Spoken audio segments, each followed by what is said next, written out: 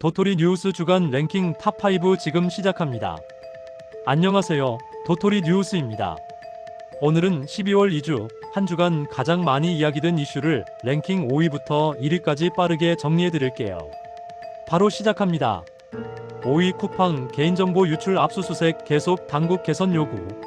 5위는 쿠팡 개인정보 유출 이슈입니다.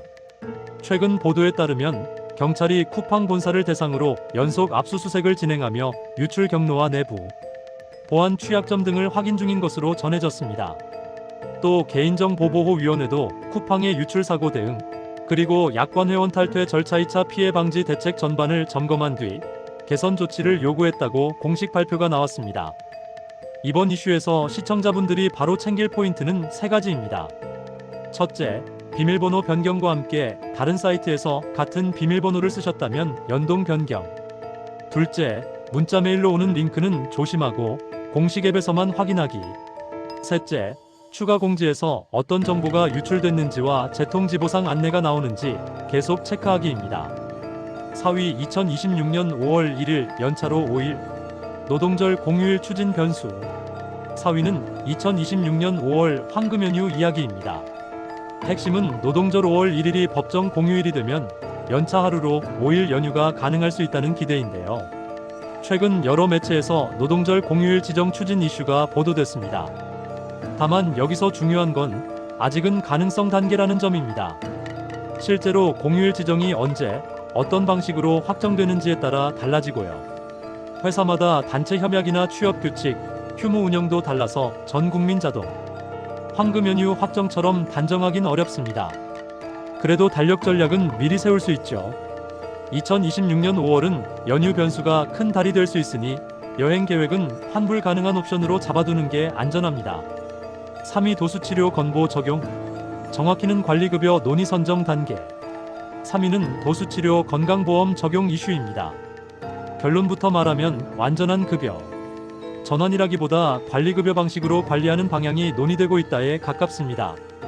최근 보도에 따르면 보건당국 논의 과정에서 도수치료를 포함한 일부 비급여 항목을 관리급여 대상으로 선정했고, 이후 추가 평가를 거쳐 급여 기준과 가격을 최종 확정하는 절차가 남아있다고 전해졌습니다.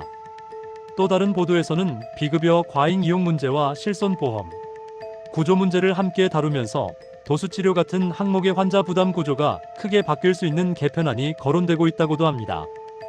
핵심은 이겁니다. 도수치료를 받고 계신 분은 병원에서 비급여로 안내받던 방식이 앞으로 기준 가격 본인 부담 구조가 바뀔 수 있다.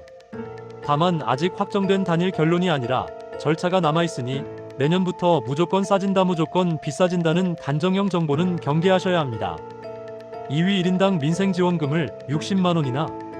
2위는 민생지원금 60만원 지급 이슈입니다. 최근 전국 일부 지자체가 전 군민주민등록 외국인에게 1인당 총 60만원의 민생안정지원금을 지급하기로 결정하며 화제가 되고 있습니다. 가장 먼저 알려진 곳은 충북 보은군입니다. 보은군은 내년 상반기 설 연휴 전후와 5월 가정의 달까지 두 차례에 걸쳐 각각 30만원씩 총 60만원 선불카드를 지급하기로 공식 발표했는데요. 지급 대상은 2025년 12월 31일 기준 보은군 주민등록자 및 등록 외국인이며 선불카드 방식으로 지급해 지역 소비를 촉진하겠다는 계획입니다. 이 움직임은 인접 지자체로도 빠르게 확산되는 조짐입니다. 괴산군, 영동군 같은 충북 군 단위 지역들도 뒤따라 유사 민생지원금 도입을 검토하거나 발표하면서 현금 지원, 경쟁 양상이 벌어지고 있다는 평가가 나오고 있습니다. 이 정책의 배경에는 고물가, 고금리 경제 침체 등 생활비 부담 증가와 정부 중앙 지원 사업에서 제외된 지역의 박탈감 해소가 복합적으로 작용하고 있다는 분석도 나옵니다. 지자체는 민생지원금이 지역 소상공인 골목 상권 활성화에도 긍정적인 효과를 줄 수 있다고 보고 있지만, 한편에서는 단발성 현금 지원이 근본적인 경제 문제 해결에는 한계가 있다는 지적도 제기되고 있습니다. 시청자 여러분이 체크해야 할 포인트는 이것입니다. 지원금이 전국적으로 모두 지급되는 범위인지, 지급 시기와 방식이 지자체마다 같은지, 조건이나 자격 요건, 이 3가지는 각 지역 지자체 공고를 통해 정식으로 확인하는 것이 안전합니다. 1위 광주 도서관 사고 매몰자, 전원 수습 수사 본격화. 이번 주 1위는 광주 도서관 사고입니다. 최신 보도에 따르면 붕괴 사고로 매몰됐던 작업자들이 전원 수습됐고 안타깝게도 4명 모두 숨진 채 발견된 것으로 전해졌습니다. 현재는 사고 원인 규명과 책임 소재를 가리기 위한 수사가 본격화되는 국면인데요. 보도에 따르면 경찰이 시공사 등을 대상으로 압수수색을 진행하며 안전조치 이행 여부, 구조적 원인 등을 확인하고 있고 지자체 차원의 대응도 이어지고 있습니다. 이런 사고 보도에서 우리가 놓치지 말아야 할 건 누가 잘못했나의 감정 싸움보다도 현장 안전 체계가 왜 작동하지 않았는지, 같은 유형의 사고가 반복되지 않도록 무엇을 바꿔야 하는지, 이 부분이 끝까지 추적되는지입니다. 무엇보다 희생자분들과 유가족분들께 깊은 애도를 표합니다. 오늘은 도토리 뉴스 12월 2주 랭킹 탑5를 정리해드렸습니다.